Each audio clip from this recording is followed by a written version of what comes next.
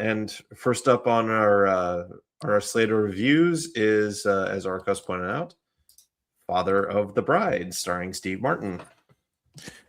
Yeah, so this is one that I was curious to revisit because I had seen it many times as a child. It was not like one of the top rotations of the comedies in my house, but it was up there. Yeah, I think we ended up seeing the sequel more than the first one now that I think about it. I've never seen the sequel.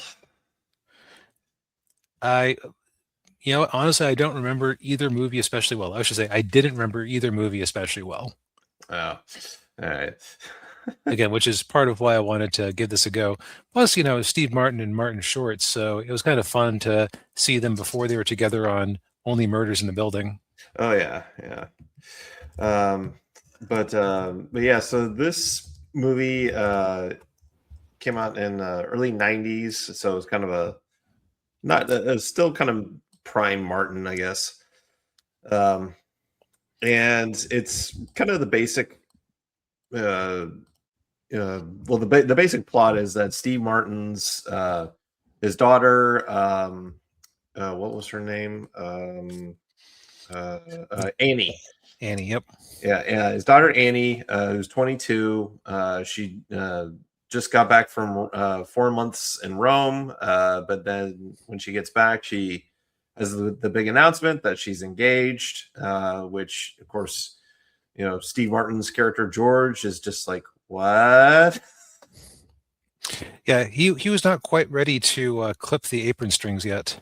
No, he was not. No. And much like a lot of fathers of daughters, they just they have a hard time letting their little girls go, that way. And so it hits them like a freight train. And so throughout the movie, he's basically just he's doing everything he possibly can to sabotage it. He acts like he doesn't like her fiance, even though he's a stand-up guy, Right. By any objective measure, you'd be happy that your daughter brought someone like him home. Yeah. And of course that, he comes from a good family and, everything else. But the big issue that comes up is the fact that, she wants to have this big lavish wedding, and she wants to have she wants to have the reception at the house. And so then he ends up having to hire this wedding planner, Frank, played by Martin Short. Basically playing the same character as what's his name played in the Beverly Hills Cops movies. Yeah, Bronson Pinchot. Yes. Yeah. The same sort of generic fake European accent.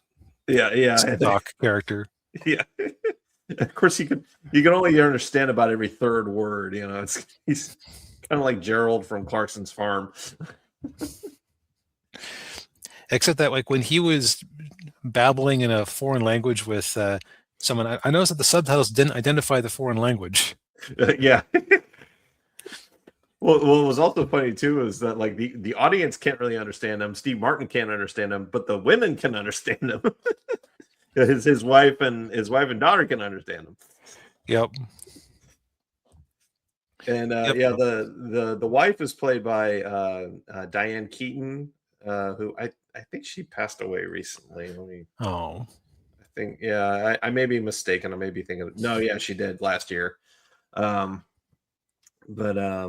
Yeah, she was in a lot of she was in a lot of movies throughout the 70s and 80s and everything. But yeah, of course, throughout the whole movie, she's incredibly patient with him, with all of his antics, and him just not wanting her to get married, wanting their daughter to get married.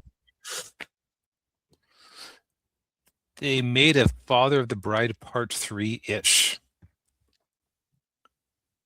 Huh. Which I just discovered as I was poking around her IMDb to see if I could find anybody interesting. Or any interesting parts, I should say. She was definitely busy up until very recently. Her last one was in 2024. Oh, it looked like a pandemic-ish kind of movie. It was came out in 2020. It's Yeah, and yeah, like all the screenshots of everybody on Zoom. yeah. It's only a half an hour long. Yeah. Hmm. So yeah.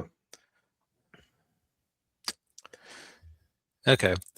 Other cast members of interest. We have Kieran Culkin, who Macaulay Culkin's little, like younger brother, I believe. You're Yeah, older. yeah, younger brother. Yeah. Okay. And looking at some pictures of him on IMDb, he was the one who aged a bit better. Yeah, well, Mac had some issues. Oh yeah, for sure. Yeah, but he's doing a lot better now. Yep. It's your other funny thing. Like this is definitely of its time because Steve Martin's business is they make athletic shoes in a factory in California. Yeah. There's some of these where I go, oh man, you either went overseas or went out of business probably very shortly after your daughter bankrupted you with this wedding. Yeah. like you know that one meme of Walter White from Breaking Bad in the van or in the back of the police car shouting like, Yeah, yeah. "No, Steve, don't take out more debt. No, Steve, Yeah. Don't do it now. Steve, you're not going to be able to pay it back. No." $250 a head. Yeah. Yeah. So we're trying before the show. We were trying to come up with a way to describe it, and what I hit on was it's a mild comedy. Yeah. Which I mean, like nobody's going to get offended by this. No. It kind of did explain why I didn't have a whole lot of memories of it. Because, in my opinion, the most memorable scene in the movie is when Martin has a quick freak out about the cost of everything while he's at the grocery store. He starts taking hot dogs out of the bags. Like, uh, I don't need 12 hot dog buns. I need 8 hot dog buns because I have 8 hot dogs. Yeah.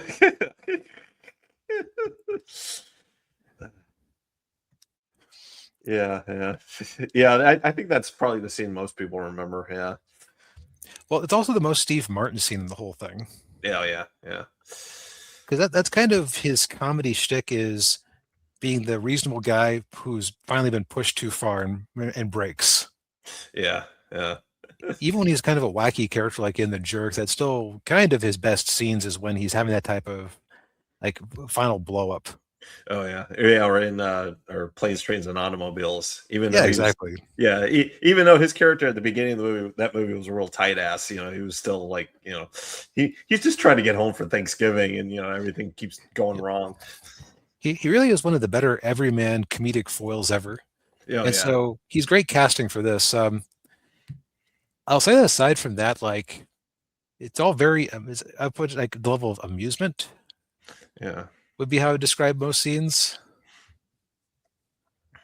yeah, yeah. I could see that. Yeah.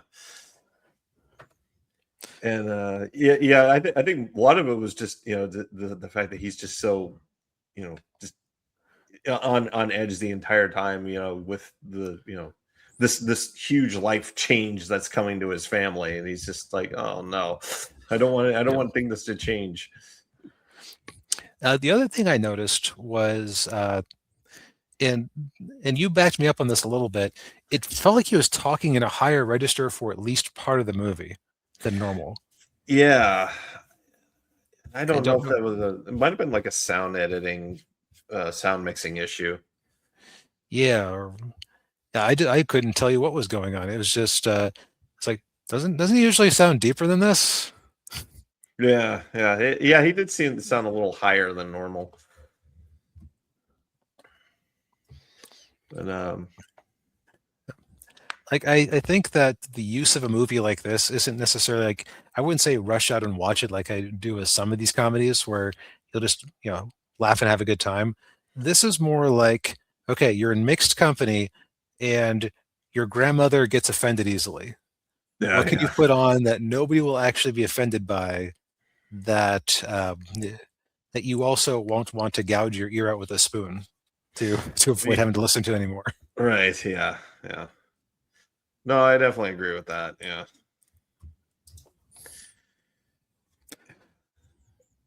and like we said at the beginning of the review, it's very relatable for a lot of families, because we've all had family members that have gotten married, and Right. yeah.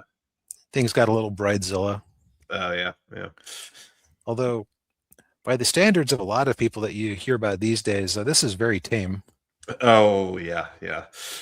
Because she actually was happy to have it at the house, where I'm sure like a lot of newer bride movies like this, you would have had it would have probably been a plot point that daddy's so cheap he won't even rent the church I want. He's Yeah. trying to he's trying to save money by having it at the house. Right. Yeah. Yeah. Oh, yeah. I want to have it at I want to have it at wherever, the plaza, where, Exactly. Yeah. yeah, yeah, yeah. Well, I cannot possibly think of a transition point. Well, I'll say just real quick, it's Go ahead, currently go on ahead. Netflix until the end of the month. So if you're going to be stuck with family over July 4th, take this review back in time about a week and prepare accordingly. Yes.